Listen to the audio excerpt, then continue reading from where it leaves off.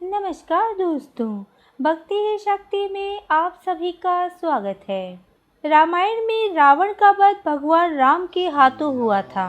जब राक्षस राजा रावण पर भगवान राम ने हमला किया था, तब वह अपनी मृत्यु के बहुत करीब था। तो राम जी ने अपने भाई लक्ष्मण को उनके पास जाने और कुछ ऐसा सीखने के लिए कहा जो रावण जैसे एक विद्वान ब्राह्मण को छोड़कर कोई अन्य व्यक्ति उन्हें कभी नहीं सिखा सकता था। रावण एक राक्षस कुल का राजा था, अत्यंत ही बलशाली, महापराक्रमी योद्धा और एक परम शिव भक्त था।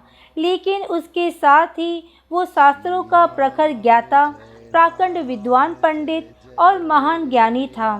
जब धरती पर उसका पाप बढ़ गया, तब भगवान विष्णु ने राम के रूप में धरती पर जन्म लेकर उसका नाश किया था। जब रावण ने मरने से पहले भगवान राम के छोटे भाई लक्ष्मण को कुछ उपदेश दिए, जो आज के समय में लोगों के लिए सफलता की कुंजी है। लंका के युद्ध के मैदान में घातक तीर मारने के बाद राम जी ने अपने भाई लक्ष्मण से कहा, मरने से पहले रावण के पास जल्दी जाओ और उससे अनुरोध करो। वह जो भी ज्ञान साझा कर सकता है, वह एक क्रूर हो सकता है, लेकिन वो एक महान विद्वान भी है। इस पर रावण ने कहा कि यदि तुम मेरे पास एक विद्यार्थी के रूप में आए हो, तो मेरे चरणों में बैठना चाहिए, क्योंकि शिक्षकों का सम्मान होना चाहिए और तुम सबक सीखना चाहते हो। लक्ष्मण जी रावण के पास गए और इस बार वह उनके पैरों के पास खड़े हो गए।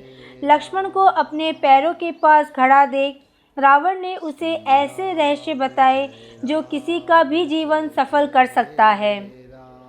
रावण ने लक्ष्मण जी को सबसे पहले ये बात बताई कि शुभ कार्य को जितना जल्दी हो सके कर लेना चाहिए।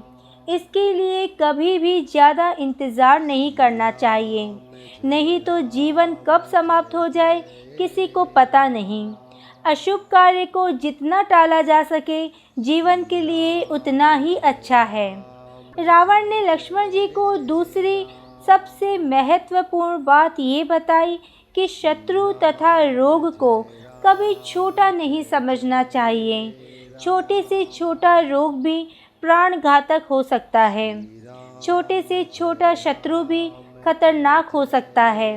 रावण ने राम, लक्ष्मण और उनकी वानर सेना को तुच्छ समझा था और वही रावण की मृत्यु का कारण भी बना।